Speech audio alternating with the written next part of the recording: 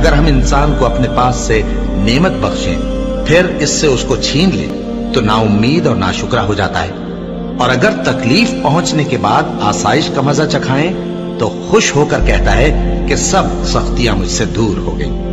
بے شک وہ ہے ہی خوشی میں مست ہو جانے والا، بڑا فخر جتانے والا۔ ہاں، جنہوں نے صبر کیا اور عمل نیک کیے یہی ہیں جن کے لیے بخشش اور اجر عظیم ہے۔ تو شاید تم کچھ چیز وہی میں سے جو تمہارے پاس آتی ہے چھوڑ دو، اور اس خیال سے تمہارا دل تنگ ہو کہ کافر یہ کہنے لگیں کہ اس پر کوئی خزانہ کیوں نہیں نازل ہوا، یا اس کے ساتھ کوئی فرشتہ کیوں نہیں آیا۔ اے نبی، تم تو صرف نصیحت کرنے والے ہو اور اللہ ہر چیز کا نگہبان ہے۔ کیا یہ لوگ کہتے ہیں کہ اس نے قرآن از خود بنا لیا ہے؟ کہہ دو کہ اگر سچے ہو تو تم بھی ایسی 10 صورتیں بنا لاؤ اور اللہ کے سوا جس جس کو بلا سکتے ہو بلا بھی لو۔